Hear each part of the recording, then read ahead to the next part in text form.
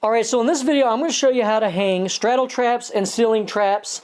You will see what a straddle trap here is shortly if you don't know what that is. So I have another video on how I constructed, pretty much how I constructed this. Here's a link to that video right there. Boom. Alright. Now, eye hooks. From there to there, we need to know the center distance from the center of that one to the center of that one. I already know it's 46.5. By the way, in case you're wondering, I am going to cover this. There's the backing material. Alright. But anyway, so 46.5 inches. Alright, but then you also need to take into a consideration that there's a 1/2 inch on, in this case, from here to the edge of my panel. Not really a big deal, but just something to think about if you're dealing with tight clearances. So 46.5 inches. Well, I've already drilled 2 of the holes. Alright, they're kind of hard to see. There's a hole there, and there's a hole over there. There's actually 2 holes there because I was testing the corner. I could not drill directly into the corner where the ceiling and the wall meet because the rafter didn't go up far enough. Now, there's my other hole. Now you're gonna, for all you guys to get a kick out of watching people drill holes, I'll let you watch me drill one, okay? But how I did this was, I took into consideration the 1/2 inch that comes out from the side of the eye hook, and I gave myself some wiggle room. So this comes out about 1.5 inches, and then from the center of that hole to the center of that hole is 46.5 inches. Now, I gave myself about a 1/2 inch between the panel. Then I also took in consideration the 1/2 inch for the, sorry, an inch between the panel, and then the 1/2 inch for the eye hook. And I'm already measured it, but I got a dot there and a dot to over there. That's 46.5 inches. So I'm gonna go ahead and drill those, and then I'm gonna screw in my eye hooks. All right, for all you people that get a drill out of watching people do shit, I guess I'll just let you see me drill this hole. Hopefully I don't fall and you get to laugh your ass off. So I'm just going to drill my holes here. Use safety glasses. I'm not using them. Whatever.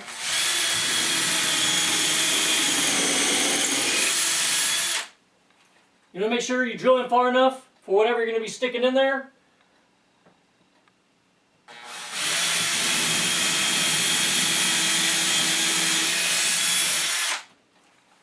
Alright, so boom. Just drilled some fucking holes. What do you think about that? Now, you need to take into consideration wherever you drill your hole, however far down from the ceiling, that you have enough clearance to, when you screw this in, it's not going to go boom, boom, and hit the ceiling. Alright? So if this was in the wall, and the ceiling's this low, because you drilled too low, you're not going to be able to turn this in. This was a hook, but I modified it with a hammer, pounded a couple times to make it like an eye hook. Otherwise, it would stick too high and it would hit the ceiling. So now I'm going to be able to just turn this in, and it's also just going to be an eye hook. Alright, so I got my hooks in place. How am I going to hang my traps into the straddle? To straddle that? Whatever. Okay, using complex scientific algorithms developed by aliens. I'll prop this up against that. Alright, so pretend like this is your wall and this is your ceiling. I just got to measure from there to the theoretical hook, and that will give me my distance, which is 4.5 inches.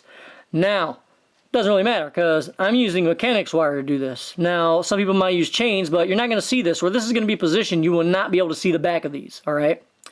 Now, I'm using this mechanics wire. Alright? And one strand, even though it says 1 pound on there, don't let that fool you. This shit's strong, okay? This one right here, this is a 22-pound weight. I can hold this and bounce it around, no problem, alright? My panel weighs like, I don't know, 5 or 6 pounds, not even. So, with 2 strands of this, we are well within the capabilities of this wire. So that's what I'm going to use, and what this wire allows you to do is you can make adjustments while it's in the air, because you can tighten it and then loosen it as you are putting it up there. If you ever use this, you'll know what I'm talking about, if you ever use mechanics wire. So you just want to make sure that when you do use it, that you get a lot of wrapping and maybe even tie a knot somewhat with this stuff so it doesn't fall off the wall, of course. But like I said, this is some really light panels. There is no danger of that happening. Alright, so once you're done hanging it, this is what it should look like. Oh wait, that's not right, hold on. Alright, so I've just hung this one, and you're probably thinking, it looks like it's not angled like a perfect triangle. That's okay. I'm going to probably leave mine like this. However, if you wanted to get more of an angle out of it, all you have to do is lift this up to get the correct angle, right? And then right underneath this lip, and no one will be able to see it because I know it's kind of hard to see. If you put a screw or you put something sticky, I don't know, something up there along this edge, like two of them, one there and one over there, that will keep this up, all right? So this is how I'm gonna have mine, all right? Kind of angled towards where I'm gonna be sitting somewhat, all right? And it is touching the ceiling. So that's how you hang it right there. Now, before I hang the other one, I'm gonna show you how I did it, all right? Because you don't have to come up to the wall and fiddle around with it. You can do it while it's on the table. You see the length of that from there to there? I already know what the measurement is, but that's the measurement I'm going to use for my next one. There is a little bitty opening on the end of that hook. So I can make my loops over there on the table. I can make my loops here to the right distance. This one's already connected, so I come up my certain amount of distance, I make my loop, and I just tighten it off until the end of my loop is the distance I need. Then I can take this whole thing over to the wall and clip it in. Now, another reason why I have this kind of hanging down a little bit is because the top of my other panel is going to come to about right here. So to take up some of that distance from the wall, just so I can have some absorption there, and I don't have a big flat spot there, which would probably be about another 4 inches if I did bring this all the way up into the corner, all right? It's going to give me some more absorption along this wall, hanging down like that. Plus, I'm going to have ceiling clouds right here that I still got to do. That's another video. So I'm going to come and hang this after I do my loops, and then we'll see the finished product. All right, so this is how you do it. Yes, I still got to add my backing material, but I'll do that after I make sure these are hanging properly. In order to do this, I need 5 5/8 length. I had this already hooked on. You take another hook, all right, put it in, pull it really tight, and get down to 5 5/8. You might not be able to see the measurement, but I can see it on here. Okay, right there is 5 5/8. This is where I need to have my loop. So I can just go like this right there. There's my loop.